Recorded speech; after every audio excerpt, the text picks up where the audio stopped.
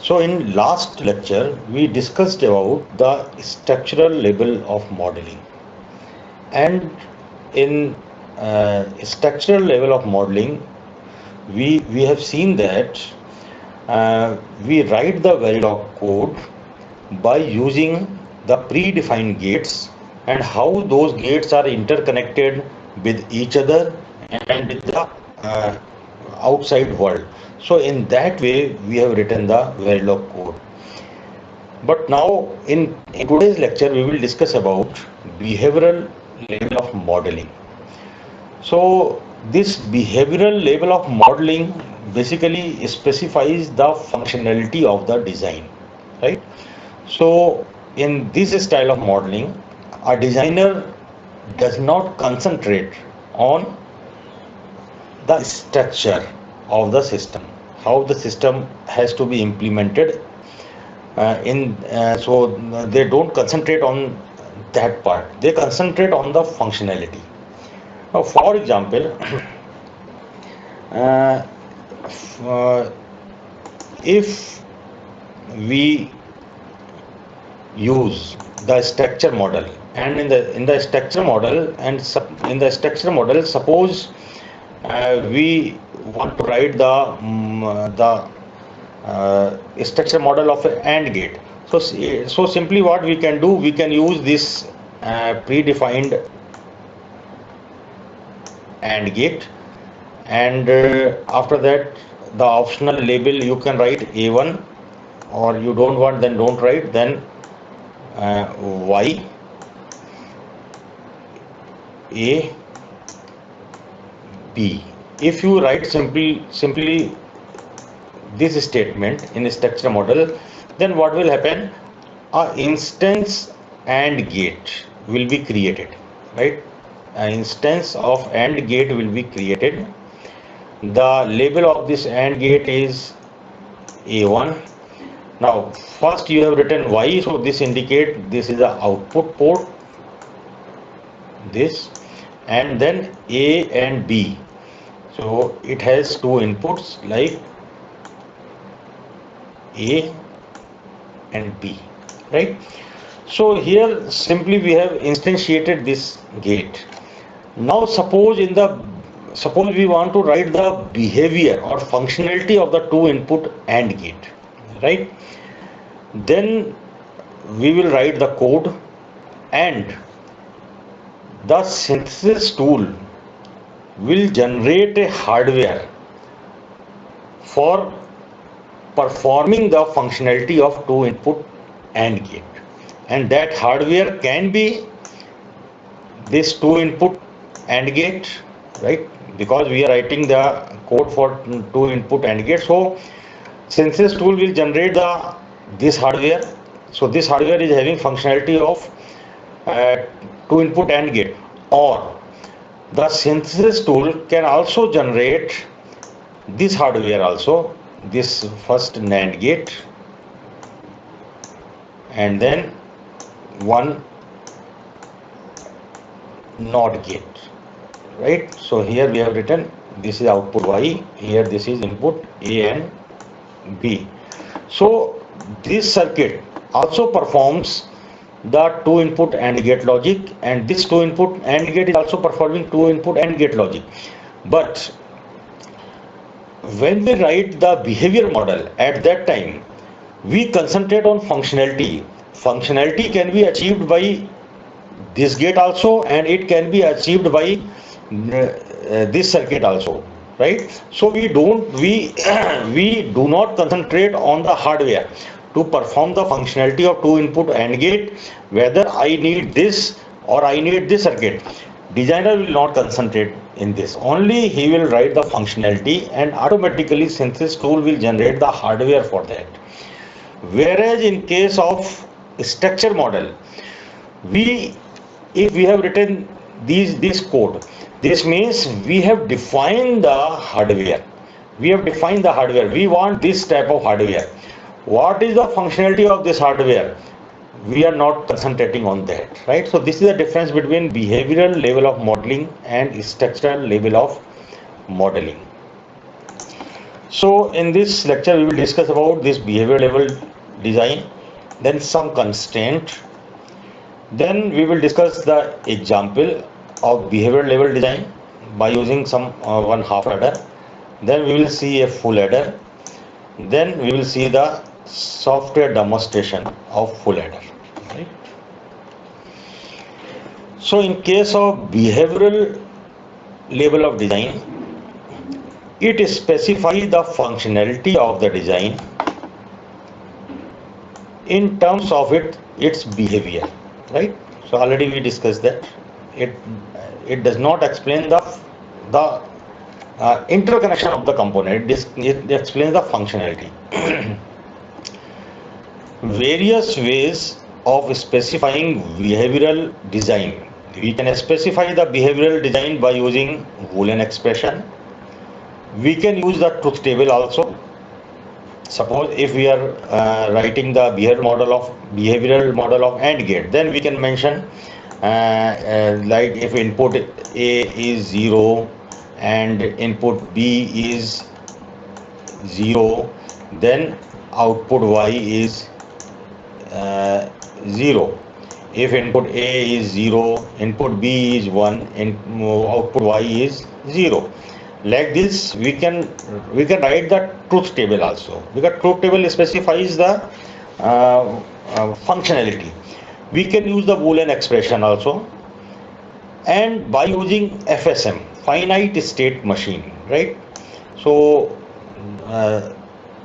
students, they might have studied about the finite state machine in the second year during the digital electronics course.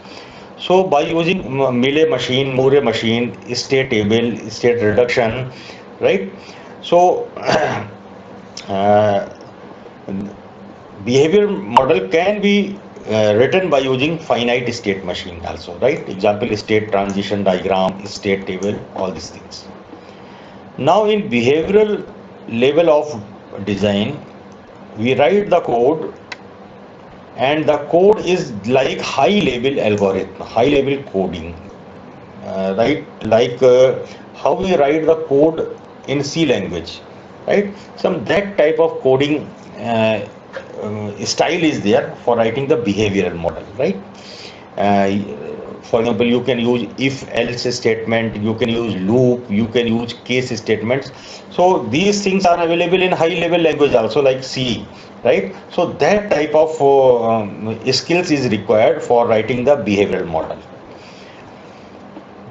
Then behavioral style use procedural statements, right? So here we use the procedural statement in behavior model, and these procedural statements are similar to a program in high level language. Okay. Now these procedural statements are of two types. One is blocking type and another is non-blocking type, right? You can identify these different type of procedural statement by one symbol. If in your statement you are having this equal to symbol, this belongs to blocking statement, and if you are having this assignment symbol, right, less than equal to, then this symbol belongs to non-blocking statement, right? What are those statements that we will discuss in some other lecture, but you just right now you just remember this. Procedural statements are required for the behavioral level of design, and there are two types of procedural statements. One is blocking, another is non-blocking. Okay, so now some constraints are there. The procedural statements must be written after always at the rate, right? So you have to write these procedural statement after always at the rate. So always at the rate is also a statement. So first we have to write always at the rate, then we have to write the procedural statement. If there is more than one procedural statements, then they must be written in between begin and keyword. So the meaning is this. Suppose here we have used this always,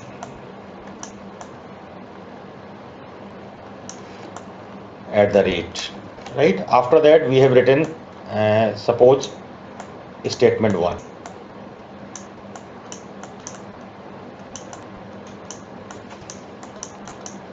So suppose there is only one statement which describe my hardware. So simply you can write this statement like this, right? But if suppose there are more than one statements inside this always block, suppose we are having some more number of statements are there, right? Statement 1, statement 2, statement 3, statement 4. So if there are more than one statements inside always block, then these statements must be written between begin and end. So here we have to write begin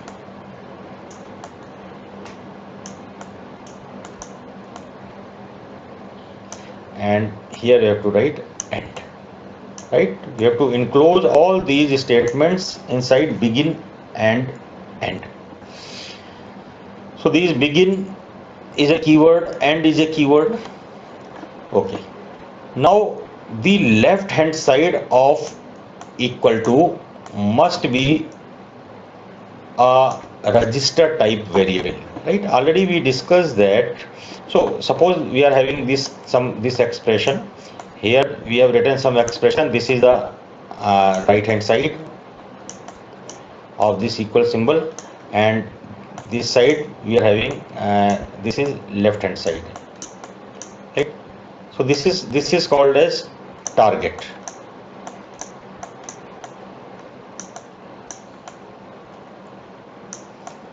Target signal.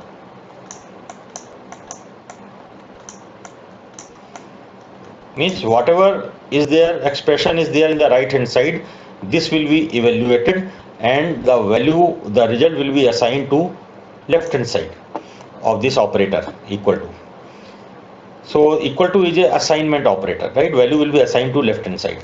So here this left hand side must be a register type variable, must be a register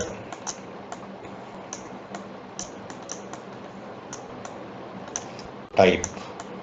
It must be a register type. And already we discussed in previous lectures that in register type there is one category rig, another category is integer, right? And the category is floating type. So there are some categories of this register type. So left hand side must be this rig type. You have to declare it as a rig type, right? Okay, and this the right hand side of this equal to symbol may be rig type or may be net type. So it can be rig type or it can be net type. So it does not matter.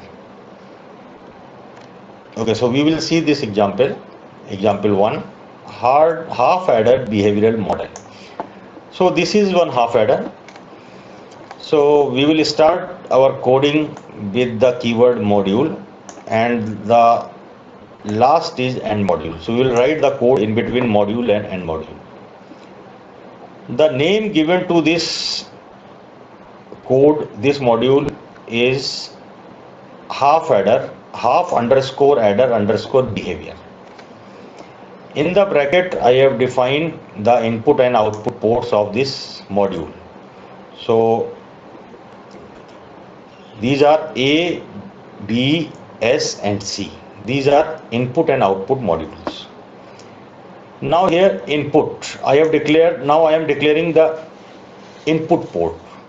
Input port is A and B, and output port is S and C.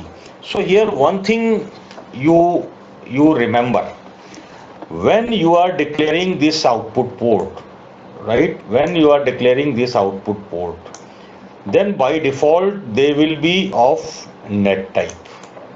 By default they will be of net type, and especially wire,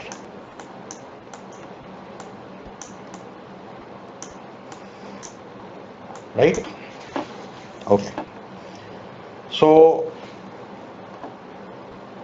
for the time being you just forget about this declaration rig.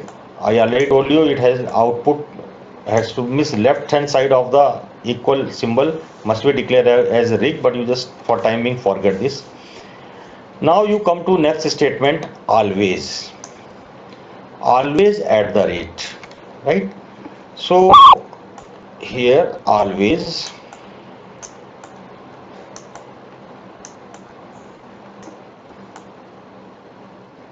at the rate, then you have to use this bracket, and now inside the bracket, right, inside the bracket you have to mention some signals, and those signals are called as sensitivity list. These are called as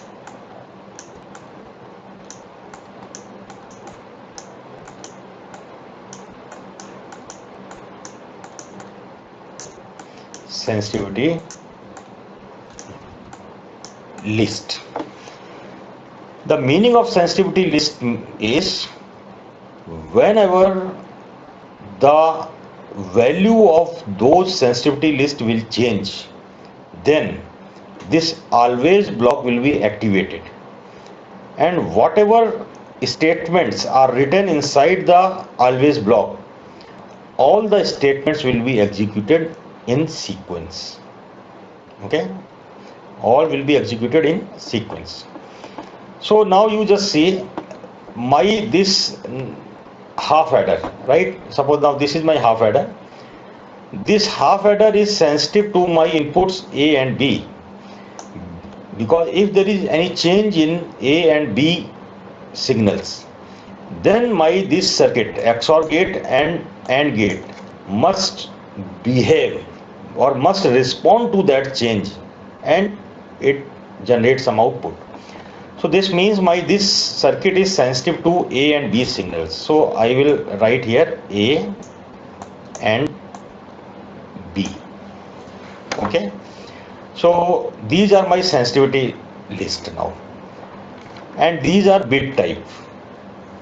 Okay, these are bit type. So now same thing is I have written here, always at the rate A comma B. Then I have used the keyword begin and end because there are two output ports. I require two expressions. So since the number of statements will be more than one, that's why these statements must be written inside begin and end. So first statement I have written, this is my first statement, I have written S is equal to A cap B. So here this cap symbol, this is one operator, and this operator is for XOR logic, right? Already we have discussed about the operators. So this cap symbol defines our XOR operation. So here XOR operation will be performed over left hand side operand A, right hand side operand B. Result will be evaluated and result will be assigned to S, right? And same way I have written the statement number 2 for my carry part, C is equal to A ampersand B. So here my this ampersand symbol, this indicate this is one operator, and this operator is a logical operator used for performing AND operation, AND logic, right? So A and B will be evaluated and result will be assigned to C. Now already we discussed that. So now you see statement 1 and statement 2, these two statements are inside always block. This means these statements are procedural statements, right? And these are blocking statement. Okay, already I said this here. If we are using this equal to symbol, then this is blocking statement, right? So we have used blocking statement, and this is procedural statement. And here I mentioned this third point, the left hand side of equal similar symbol must be rig type, right? So here you see the left hand side of this equal symbol, here it is S, and in second statement it is C. So by default these S and C are declared here as a output port, and output port by default is net type, right, wire type. So we have to declare these S and C as a rig type, right? That's why I have declared these as rig type here. Now you see, right? So I have declared this as a rig type. So here I have declared S and C rig type. So now whatever is evaluated here, A XOR B, this can be assigned to S. If we will not use rig type, right, we will not declare this rig type S and C, then it will give the error, because in procedural statements the left hand side expression must be of rig type. Okay. Now what is the meaning of this sensitivity list? Already I discussed. Now I will elaborate this. Let us assume this is the input A, right now it is 0, and this is the input B, right now it is also 0, right? So when we simulate this code, at that time this code will be in suspension mode, right? A and B are 0. Now we have started our simulation at this time. So right, let us assume this is T is equal to 0. We have started our simulation here. Now let us see at time 10 microseconds. At time 10 microseconds, the value of A changes to 0 to 1. Okay, I will write here properly.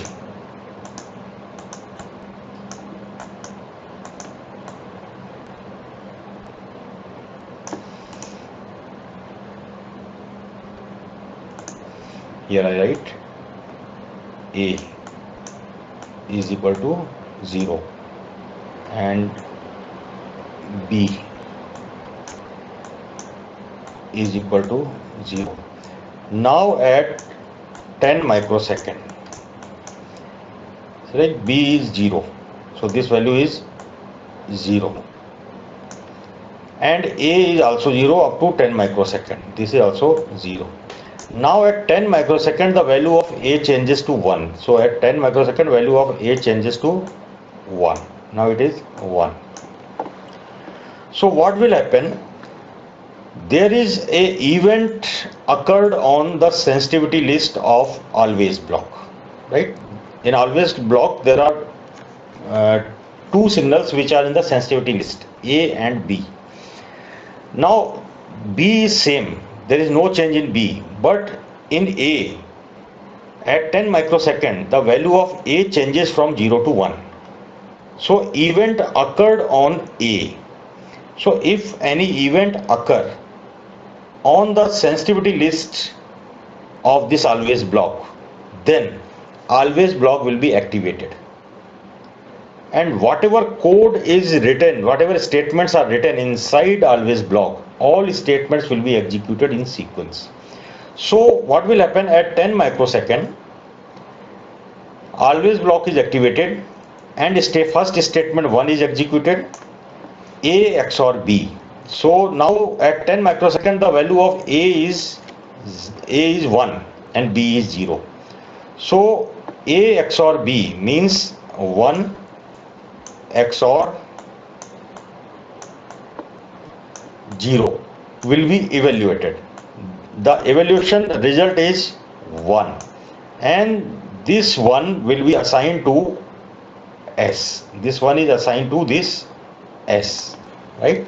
So now this S will become 1, right? And then statement 2 is evaluated. Statement 2 is A and B. Since A is 1, B is 0. So the evaluation of A and B is 0 and this 0 will be assigned to C, and C will become 0, right? So this happened at 10 microsecond.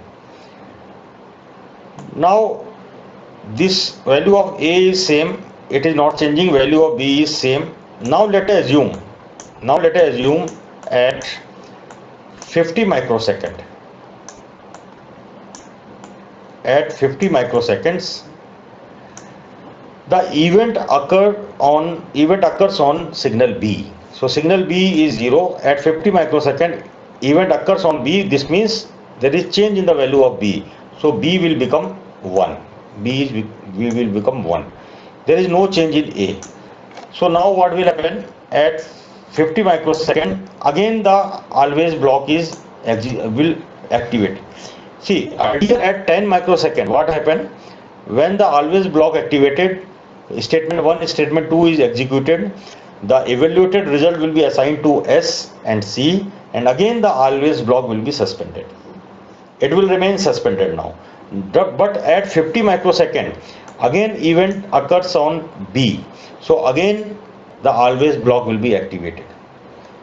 Then statement 1 and statement 2 will be executed. So due to statement 1, A XOR B, A is 1.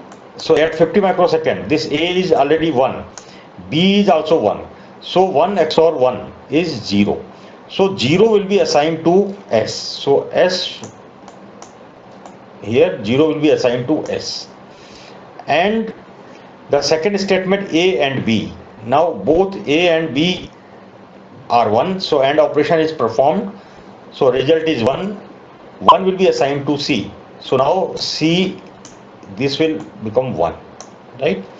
So both statements are executed, result is evaluated, and result is assigned to S and C. And again the always block will be suspended. So it will remain suspended unless an event occurs on the sensitivity list of the always block, right? So in this way this code will work. Okay, here this is an example 2, which is full adder behavioral model. So this is behavior, not structure. So here the code will start with module and it will end with end module. The name given to this behavior model of full adder is full underscore adder. The input and output ports are A, B, C in SC, right? This A, B, C in S and C. Now input ports, among these ports, these 5 ports are A, B, C in. And now you see in first statement terminated by semicolon, second statement terminated by semicolon. Now output ports are S and C, S comma C. Again this statement is terminated by semicolon. Now we have declared S and C as rig type, right? Because we know that in the behavior model we will use the procedural statement in which we will write the expression and expression value will be assigned to S and C. So these must be rig type. So already I declared it as a rig type. Now always at the rate, the sensitivity list is A, B, C in. Because this full adder is sensitive to 3 signals A, B and C in. Whenever there is an event occurs on A, B or C in, then whatever statements are written inside always block must be executed. That's why I have included C in here. Okay. Then begin, and here it is end. In between this statement number 1 for sum. So for sum I have written A XOR B XOR C in, right? Now for carry I have written A ampersand B.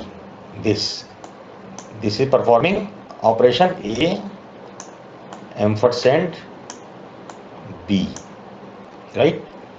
A2 gate is performing B C in, okay, B ampersand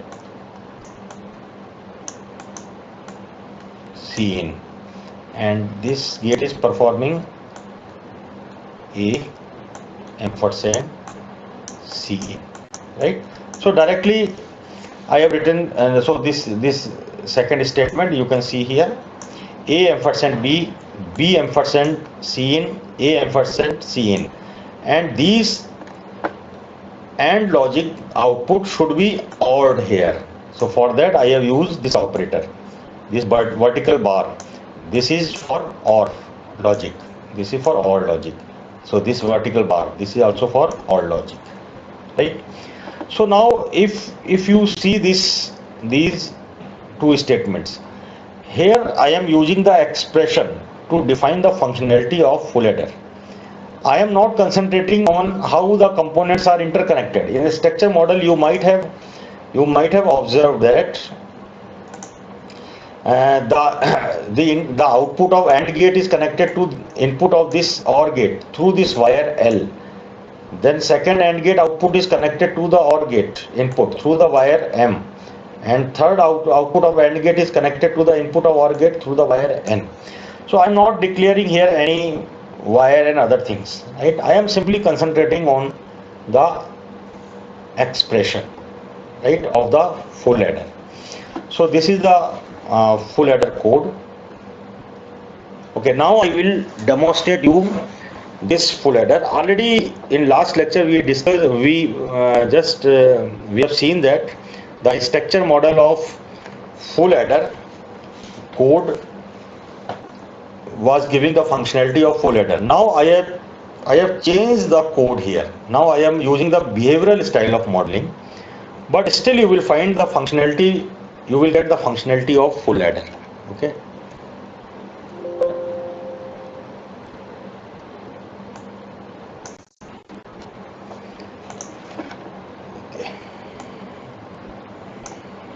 I will copy this code. Okay, full underscore adder is the name.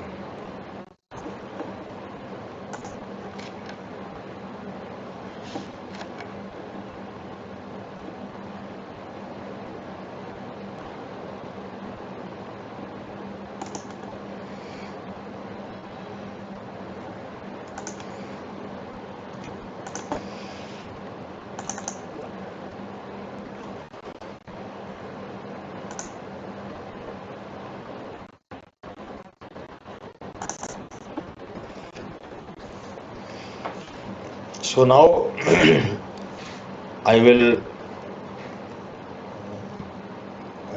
create one project, and then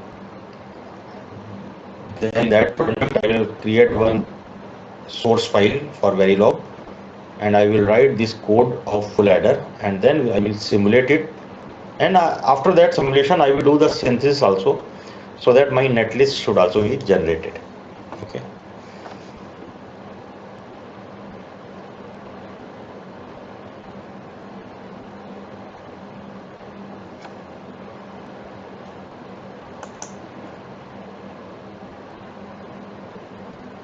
So this software is taking time for launching.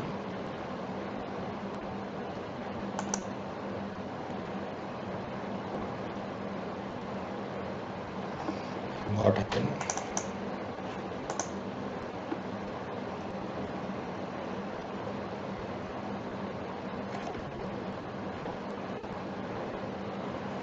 Okay, it has opened now.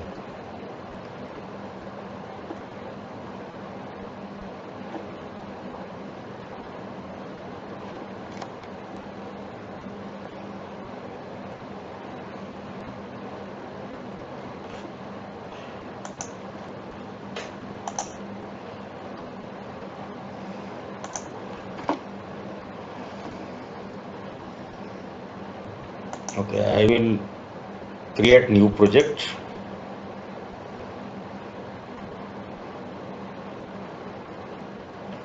I will give the name of my project as FA, and I will give the path of my folder number 3.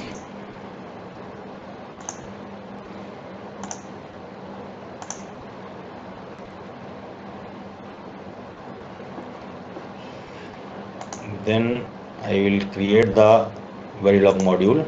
I will give the name full underscore adder. My inputs are A, B, C in, and outputs are S and C. So by default here input is selected. I have to change the S as output and C as output. Okay, next. Okay. And here I will paste the same code. Right, I have pasted the code here. Right, now I will save this file. Then I will select this simulation option here. You see this cursor, simulation. Then I will select this .v file, which is my source code. Then I will come to this lower window. Here iSIM simulator is active now. I will expand this by clicking plus sign, and I will check behavioral check syntax. First I will check the syntax of my code, whether code is error free or not. Yes. So process behavioral check syntax completed successfully. So this message is displayed in console at the lower window. Now I will simulate this.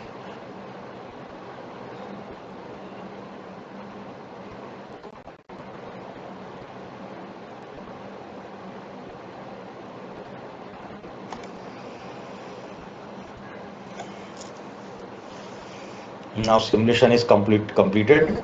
Now waveform window will be launched now. Okay. So I will give some clock signals to my inputs A, B and C. So I will give here clock to A 1 0, and let us assume I will give the time period of this clock as 10 microsecond. Then I will give another clock to signal B, and I will give the time period to that signal B as 14 microsecond. And I will apply another clock to C in input, and the time period for that I am giving 18 microsecond. Okay, I have applied all these. Now I will run the simulation for 100 microsecond. Okay. Right. Now you see first waveform. Okay, first waveform at the top is for A, second one is for B, third one is C in, and below that S and C. So you can see here A, B, C in, S and C. So right now you see vertical line. Wherever you see the vertical line, so whatever are the values of inputs and output, that will be written here. That will be written here right now.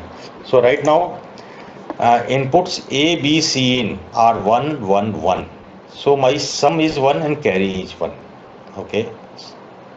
At this simulation time I will check at 7 microsecond. A is 0, B is 1, C in is 1.